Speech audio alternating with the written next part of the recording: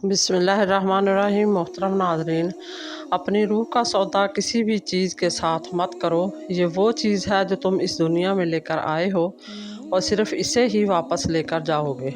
नमक की तरह कड़वी बात कहने वाला ही सच्चा दोस्त होता है। मीठी बातें करने वाला हमेशा चापलूस होता है, क्योंकि तारीख़ गवाह है कि नमक में कभी कीड़ा नहीं लगा और मीठी चीज़ों में कीड़ा लग जाता है।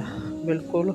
मौलाना रूमी का इरशाद है, अच्छे साथी को छोड़ने के नतीजे में बुरा साथी मिल जाता है। हज़रत अली रज़ी अल्लाह ताला अन्हा ने फरमाया, अगर तुम इस वक्त मुस्कुरा सकते हो जब तुम पूरी तरह टूट चुके हो, तो यकीन जानो दुनिया में तुम्हें कभी कोई नहीं तोड़ सकता। मौलाना रूमी का इरशाद है, खामोश रहो, सिर्फ खुदा ही तुम्हारे दिल का बोझ हल्का कर सकता है। बेल्जियम शेक्सपियर ने कहा है, एक औरत आग से गुजरने के लिए भी तैयार हो जाती है जब सामने वाला इसे इज़्ज़त देता हो। बिल्कुल। इंसान के लिए बेहतरीन मुतालिया ये है कि वो इंसानों के चेहरों का मुतालिया करे।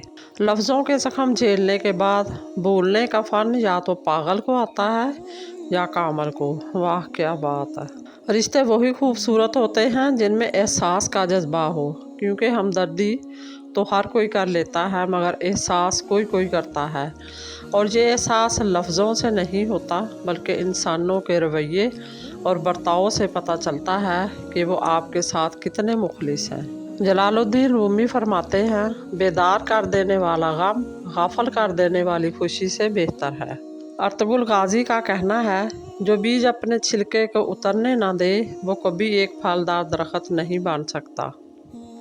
जब मुझे पता चला कि महल के बिस्तर और खाली ज़मीन पर सोने वालों के ख्वाब एक जैसे और कब्र भी एक जैसी होगी, तो मुझे अल्लाह के इंसाफ पर यकीन आ गया।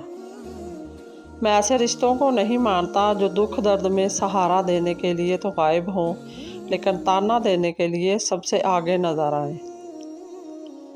इमाम गज़ाली रहमतुल्लाह अलैह फरमाते हैं, किसी की पहचान इल्म से नहीं होती बल्कि अदब से होती है, क्योंकि इल्म तो इब्लीस के पास भी बहुत था लेकिन वो अदब से महरूम था।